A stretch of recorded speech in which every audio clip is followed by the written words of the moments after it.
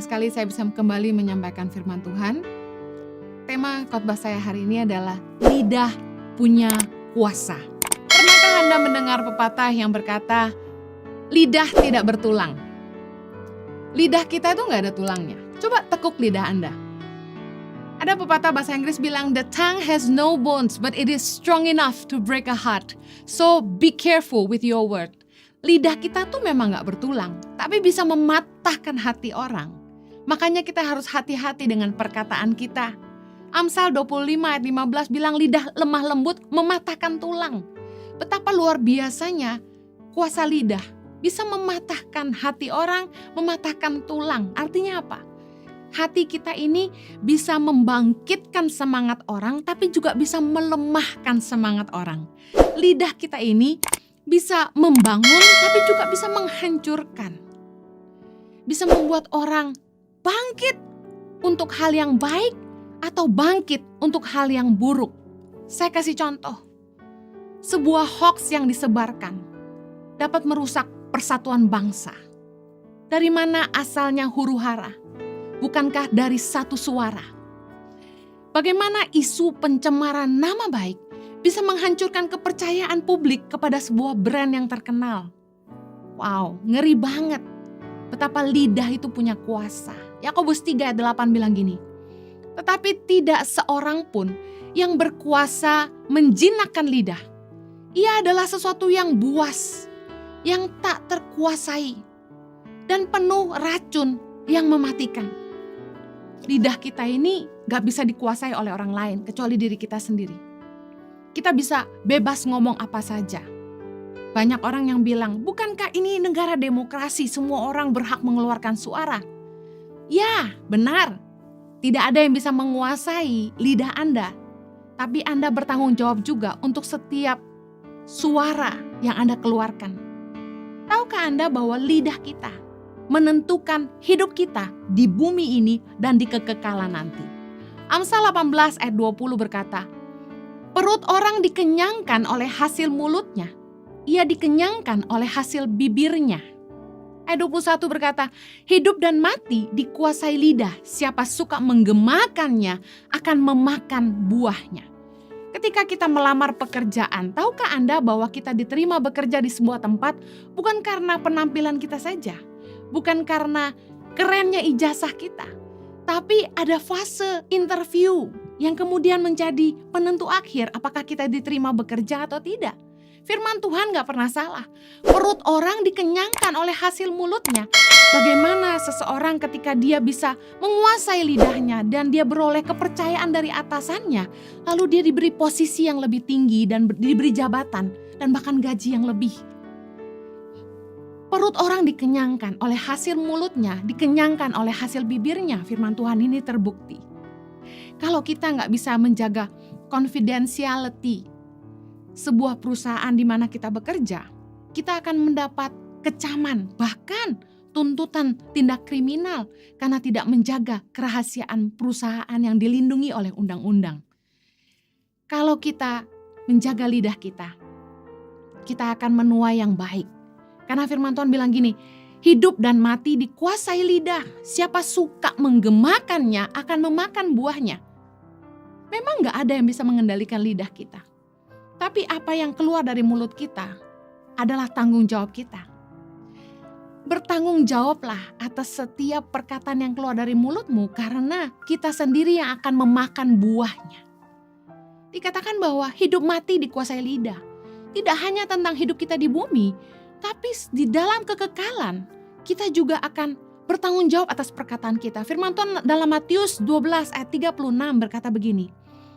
Tetapi aku berkata kepadamu, Yesus berkata begini, setiap kata sia-sia yang diucapkan orang harus dipertanggungjawabkannya pada hari penghakiman.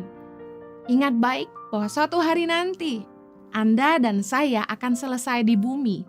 Dan ketika kita menghadap hari penghakiman di mana kita akan berada di depan tahta Tuhan, kita harus mempertanggungjawabkan setiap perkataan sia-sia yang keluar dari mulut kita. Coba renungkan ayat firman Tuhan ini. Saya yakin kalau Anda betul-betul mengerti firman ini, Anda akan hati-hati berbicara. Apalagi mengeluarkan kata-kata yang sia-sia. nasihat firman Tuhan. Lebih baik jangan banyak bicara.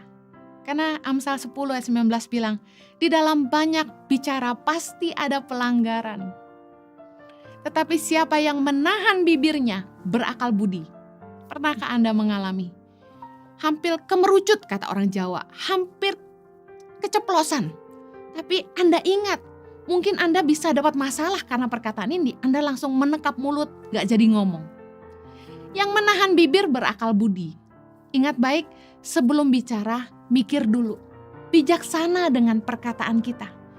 Bijaksana dengan kata-kata yang keluar dari mulut kita. Makanya ketika kita mau ketemu sama orang, ketika kita mau presentasi, doa dulu. Biarlah Tuhan menaruh perkataan pada gerbang mulut bibir kita. Berjaga-jaga di mulut kita supaya jangan sampai kita mengeluarkan perkataan yang salah. Tahan perkataanmu. Kalau engkau tahu bahwa perkataan itu bisa menghancurkan, merusak. Mikir sebelum ngomong. Yuk sama-sama saya bilang, mikir sebelum ngomong. Ayo suami istri, adik kakak, teman, pacar, ayo saling mengingatkan. Mikir sebelum ngomong. Saya mau share 3 hal tentang mikir sebelum ngomong. Ada singkatan dari think, T-H-I-N-K, berpikir. T-nya, is it true? Sebelum ngomong, mikir apakah benar. H, is it helpful? Apakah omongan ini menolong? Berguna enggak? I, is it inspiring? Apakah menginspirasi, membangun? N, is it necessary? Perlukah diucapkan? Perlu enggak sih diomongin? K, is it kind? Apakah perkataan kita baik? Apakah perkataan kita ini baik untuk diucapkan? Saya ingin share 3 hal. Sebelum ngomong, mikir. Apa yang kita harus pikir? Number 1, is it true? Apakah benar? Karena Tuhan tidak suka orang yang suka bohong. Jangan menipu, jangan berdusta. 1 Petrus 3 ayat 10 kita baca sama-sama. Siapa yang mau mencintai hidup dan mau melihat hari-hari baik, ia harus menjaga lidahnya terhadap yang jahat dan bibirnya terhadap ucapan-ucapan yang menipu. Dikatakan firman Tuhan, siapa yang mau mencintai hidup, artinya pengen hidup yang baik, pengen punya kehidupan yang indah di bumi, yang bahagia, pengen melihat hari-hari baik. Syaratnya adalah menjaga lidah dari yang jahat dan bibir kita dari ucapan-ucapan yang menipu. Jangan menipu orang lain. Berkatalah benar, berkatalah jujur. Pernah ada yang bertanya kepada saya, Bu Heni, suami saya berdagang. Gimana caranya untuk kita nggak nipu? Sementara orang seringkali menekan kita dengan pertanyaan, ini udah murah nih. Saya katakan begini, mana ada orang dagang yang tidak untung? Kita kan harus bayar listrik, sewa toko, harus ada modal, harus gaji pegawai, kita sendiri butuh makan. Semua orang berdagang pasti harus untung. Tapi ketika orang bertanya sama kita, Pak, Bu, ini asli nggak? Koce, ini asli nggak? Jawablah yang benar. Jangan sampai kita nipu orang. Barang palsu kita bilang asli. Apalagi kalau sampai orang itu punya duit pas-pasan. Kalau banyak uang bisa beli lagi. Kalau uangnya cuma segitunya lalu kita tipu. Kasihan kan? Dagang harus punya hati nurani yang bersih. Slogan bisnis selalu berkata, how can I help you? Apa yang saya bisa bantu? Apa benar Anda dagang nolong orang? Apa benar Anda berbisnis untuk menjadi berkat? Gak usah nipu. Terus terang aja jawab yang jujur. Orang juga tahu Anda pasti mau untung. 2 dari 7 hal-hal yang dibenci Tuhan adalah tentang lidah. Amsal 6 ayat 16-18 kita baca sama-sama. 6 perkara ini yang dibenci Tuhan. Bahkan 7 perkara yang menjadi kekejian bagi hatinya. Mata sombong, lidah dusta, tangan yang menumpahkan darah orang yang tidak bersalah, hati yang membuat rencana-rencana yang jahat, kaki yang segera lari menuju kejahatan, seorang saksi dusta yang menyembur-nyemburkan kebohongan, dan yang menimbulkan pertengkaran saudara. Bayangkan, Bahkan efek dari omongan itu masuk ke dalam poin ke-7 dalam 7 hal yang dibenci Tuhan. Jadi kekejian bagi hatinya, yaitu lidah dusta. Seorang saksi dusta yang menyemburkan kebohongan. Yang ketiga yang menimbulkan pertengkaran saudara. Hati-hati dengan omongan kita, jangan sampai kita berdusta, bohongin orang, dan yang lebih parah, kita bersaksi tentang orang lain, kita menyemburkan kebohongan, fitnah, berita hoaks, berita yang mengada-ngada. Kadang-kadang ajaib memang beberapa orang bisa bikin sesuatu yang tidak ada jadi ada. Oh, kalau itu hal yang baik luar biasa. Tapi ini berita bohong, hoaks. Kita nggak ngomong aja bisa dibilang ngomong. Luar biasa. Dengar baik. Tuhan itu benci orang yang suka bohong. Dusta itu kebencian bagi Tuhan. Saksi dusta merupakan kebencian bagi Tuhan. Dan ada hal lagi yang menjadi kekejian bagi hatinya, yaitu kalau kebohongan kita, kesaksian kita yang bohong itu membuat pertengkaran, menimbulkan pertengkaran saudara. Jangan pernah merusak hubungan dengan perkataan. Jangan sampai karena kebohongan kita merusak hubungan orang, apalagi hubungan saudara. Biasanya kalau kakak adik, kalau sudah nikah, ipar sama ipar harus hati-hati. Jangan sampai ipar dengan ipar merusak hubungan saudara. Kakak dan adik jadi rusak. Satu kali ada orang yang memfitnah saya dan merusak hubungan saya dengan keluarga kakak ipar saya. Saya karena yakin bahwa saya tidak mengatakan apa yang orang itu katakan, saya tetap baik dengan keluarga kakak ipar saya. Sampai akhirnya saya sempat melewati masa-masa gak enak dengan mereka. Karena tentu pandangan mereka sudah buruk gara-gara omongan ini. Pandangan mereka pasti buruk terhadap saya. Tapi saya tetap menunjukkan itikat baik. Karena saya yakin saya tidak ada omong seperti itu. Hati-hati, jangan sampai kita mengeluarkan dusta, saksi dusta, fitnah yang merusak hubungan orang, apalagi saudara. Hubungan rumah tangga, hati-hati jangan ikut campur dengan rumah tangga orang. Hati-hati menyampaikan berita menantu ke mertua. Jangan sampai perkataan menantu ditambah-tambahi lalu bikin mertua marah. Jangan pernah merusak hubungan dengan kebohongan. Kalau kita sebut diri kita adalah anak Allah, anak Tuhan. Ciri anak Tuhan itu membawa damai. Matius 5 ayat 9 berkata, berbahagialah orang yang membawa damai karena mereka akan disebut anak-anak Allah. Kalau kita bukannya bawa damai tapi bikin onar, kita anak siapa? Jangan pernah jadi ular kepala dua, lidahnya bercabang dua. Ngomong ke A begini, ngomong ke B lain lagi. Amsal 10 ayat 31 bilang, mulut orang benar mengeluarkan hikmat, tetapi lidah bercabang akan dikerat. Hati-hati dengan lidah kita. Jangan cari muka kanan kiri untuk menyelamatkan diri. Jangan mengadu domba, jangan memecah belah dengan cerita beda di kanan, beda di kiri. Tuhan gak suka orang yang suka berdusta. Bahkan di akhir zaman dalam Yudas 1 ayat 17-19. Mari baca sama-sama. Tetapi kamu, saudara-saudaraku yang kekasih, ingatlah akan apa yang dahulu telah dikatakan kepada kamu oleh rasul-rasul Tuhan kita Yesus Kristus. Sebab mereka telah mengatakan kepada kamu, menjelang akhir zaman akan tampil pengejek-pengejek yang akan hidup menurut hawa nafsu kefasikan mereka. Mereka adalah pemecah belah yang dikuasai hanya oleh keinginan-keinginan dunia ini dan yang hidup tanpa Roh Kudus. Firman Tuhan berkata dalam Yudas 1 bahwa menjelang akhir zaman akan tampil pengejek-pengejek yang hidup menuruti hawa nafsu kefasikan mereka. Mereka adalah pemecah belah. Wow. Akhir zaman ini banyak akun-akun Instagram yang muncul untuk memecah belah umat Tuhan. Pengejek-pengejek yang sibuk mengejek orang lain, sibuk menjatuhkan orang lain. Hati-hati. Jangan sampai kita masuk dalam kelompok orang yang disebut oleh firman Tuhan menjelang akhir zaman akan tampil pengejek-pengejek yang menjadi pemecah belah. Poin yang kedua, mikir sebelum ngomong. Apakah menolong? Is it helpful? Is it inspiring? Membangun gak sih omongan kita? Berguna gak sih omongan kita?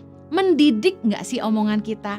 Amsal 10 ayat 21 berkata, bibir orang benar menggembalakan banyak orang, tetapi orang bodoh mati karena kurang berakal budi.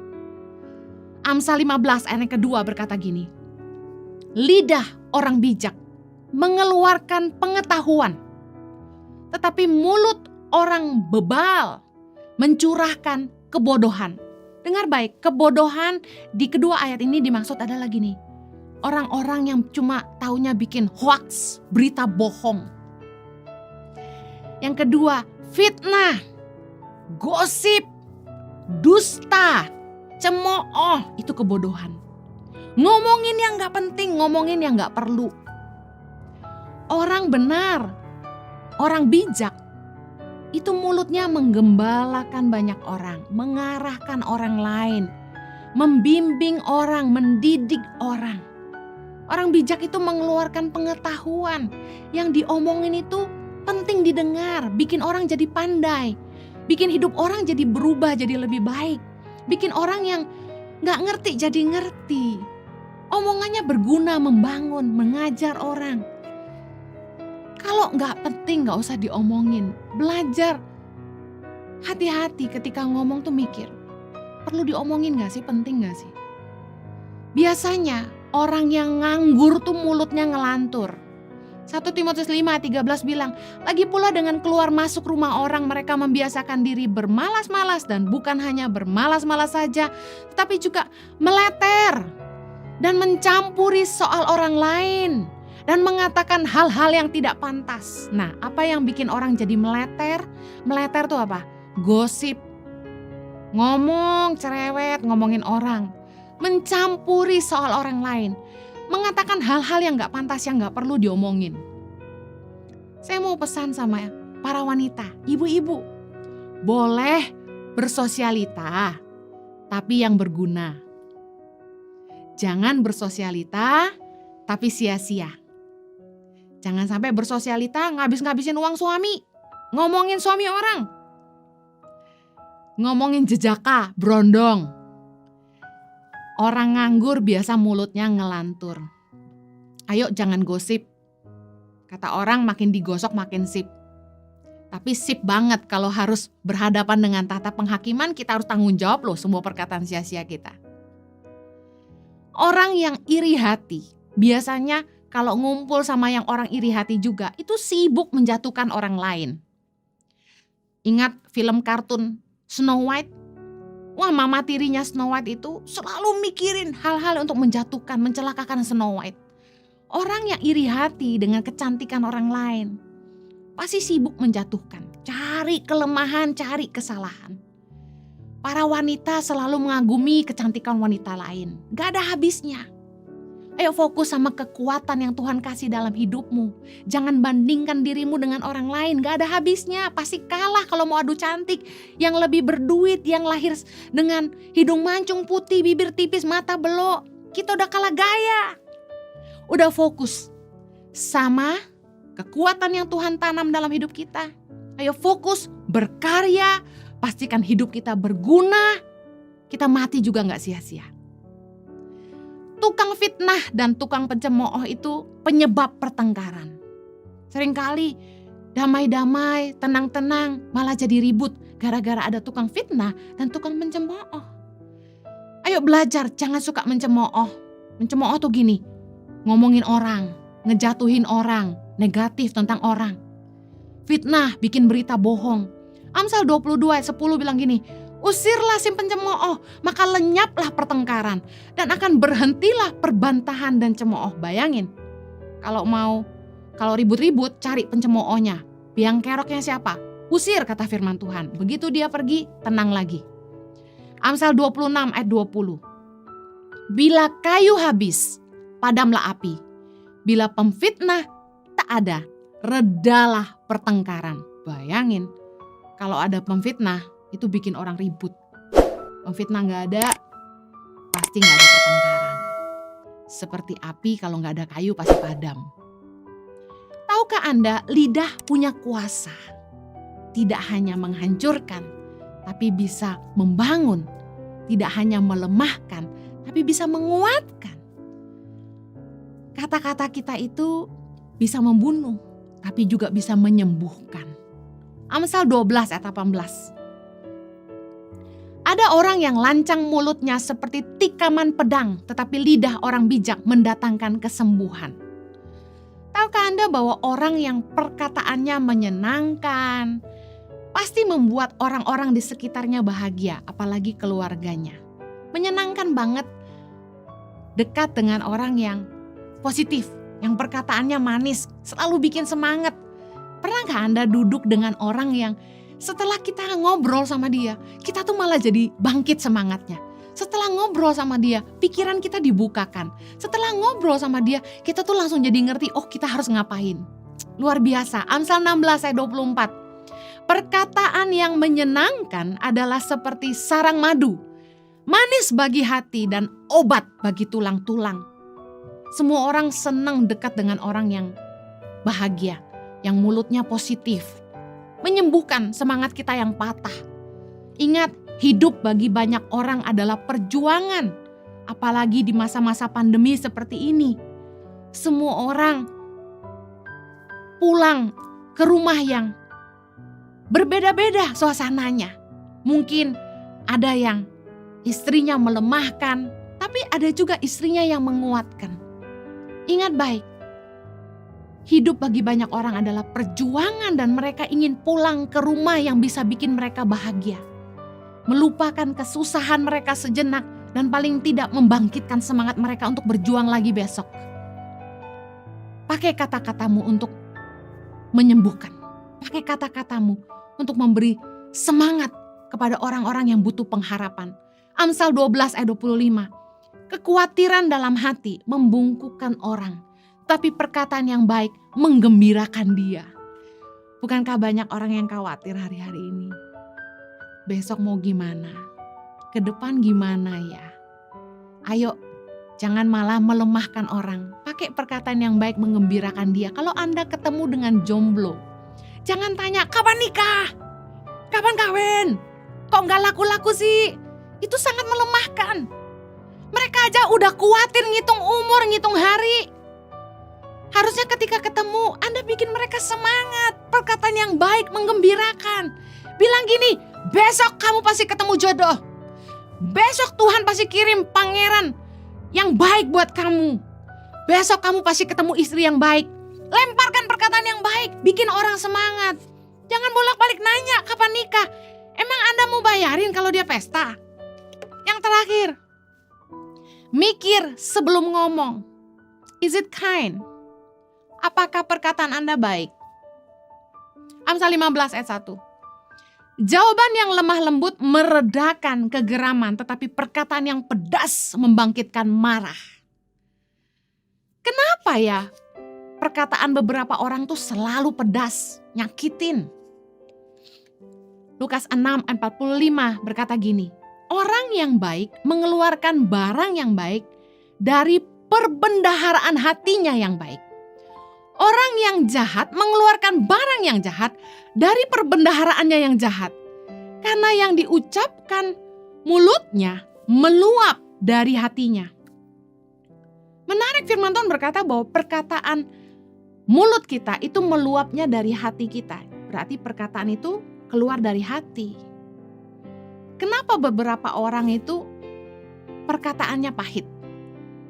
Saya percaya karena satu, hatinya sakit. Hati yang terluka pasti mengeluarkan kata-kata yang melukai orang lain juga. Kalau hati kita sakit, pasti kata-kata kita pahit dan melukai orang-orang di sekitar kita. Ayo pakai lidah kita untuk menebarkan kebaikan, bukan kepahitan. Karena orang yang pahit akan bikin orang-orang lain pahit juga. Jangan menebar pahit di hati orang lain. Orang pahit pahit itu bikin rusuh. Ibrani 12 ayat 15 berkata, jagalah supaya jangan ada seorang pun menjauhkan diri dari kasih karunia Allah, agar jangan tumbuh akar yang pahit, yang menimbulkan kerusuhan dan yang mencemarkan banyak orang. Nah, biasanya kalau orang hatinya pahit, tukang bikin rusuh, ngomong sana sini, jelekin kanan kiri, mencemarkan banyak orang. Orang yang pahit cenderung melukai orang lain dengan perkataannya. Ciri orang yang hatinya terluka itu pasti komentarnya selalu negatif.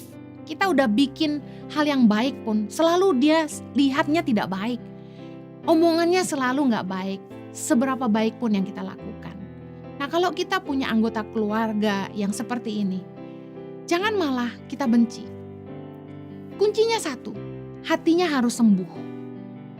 Mari banjiri dia dengan kasih sayang. Mari kasihi dia terus, sehingga dia sembuh.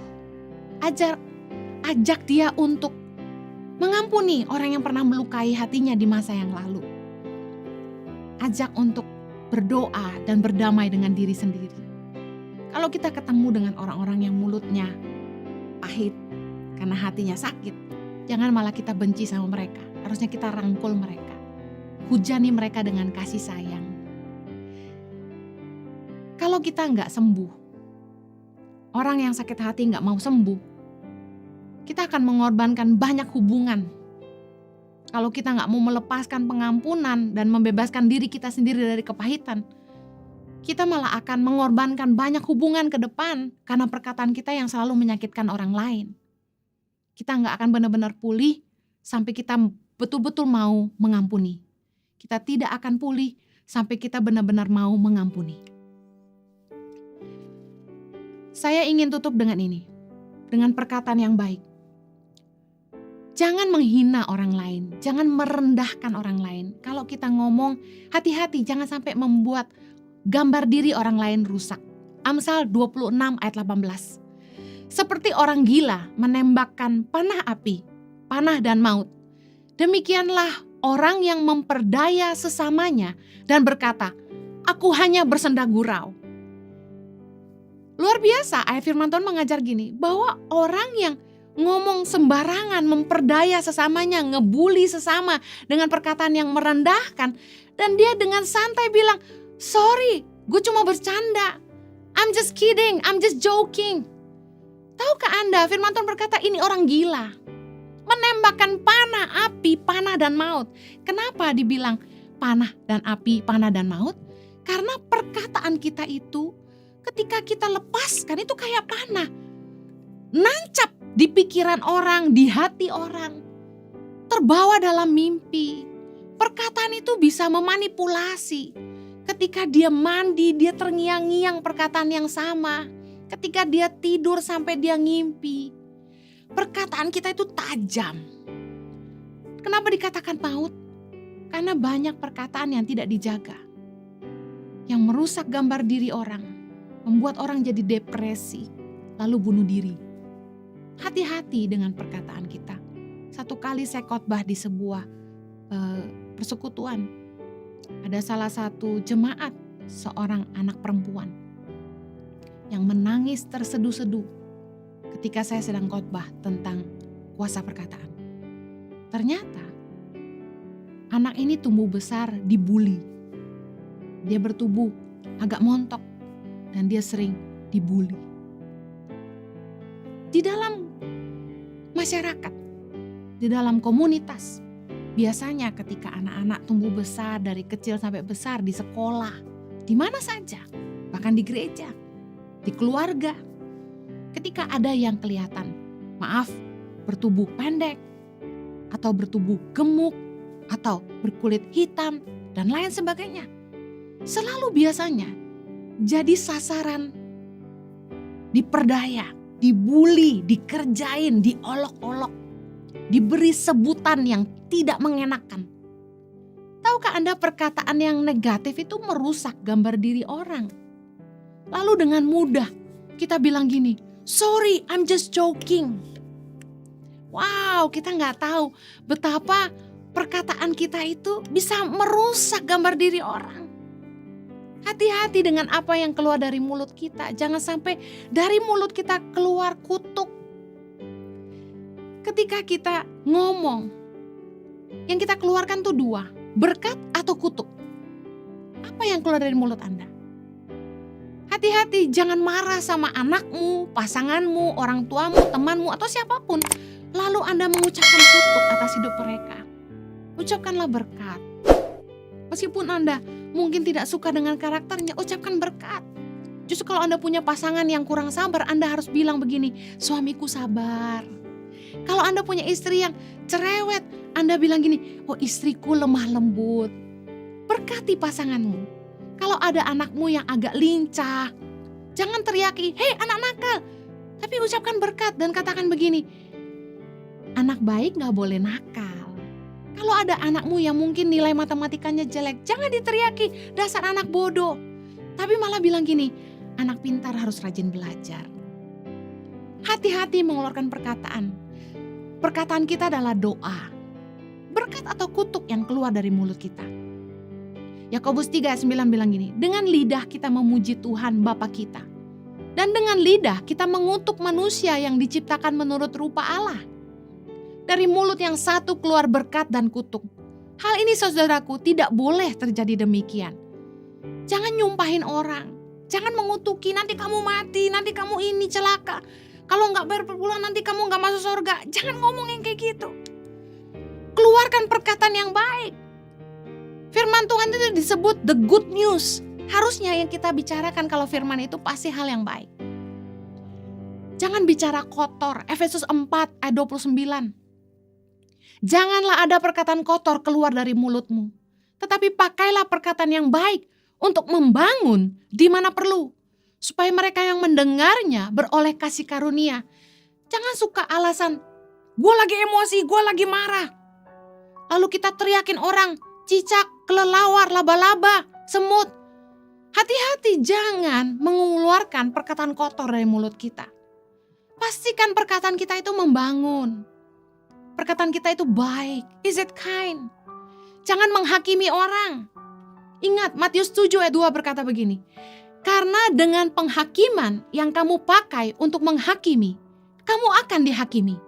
Dan ukuran yang kamu pakai untuk mengukur akan diukurkan kepadamu. Hati-hati sekali menghakimi orang. Hei kamu jelek. Hei kok kamu cerai sih? Hati-hati. Apa yang kita ucapkan akan diukurkan kepada kita.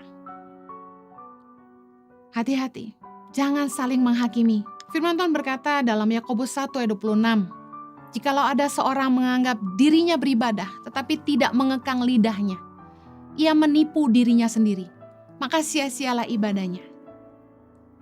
Jangan sampai ibadah kita sia-sia hanya karena kita tidak menjaga lidah. Mungkin kita merasa kita cukup rohani, kita tahu firman banyak, tapi dengar baik.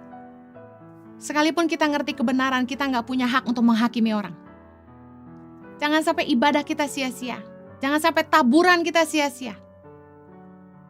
Hanya karena kita tidak menjaga lidah. Orang yang beribadah itu bisa mengekang lidahnya. Saya berdoa agar Anda diberikan kemampuan oleh Tuhan untuk menguasai lidah. Karena lidah punya kuasa menentukan hidup kita dan masa depan kita. Mari pakai lidah kita untuk memberkati dan bukan mengutuk.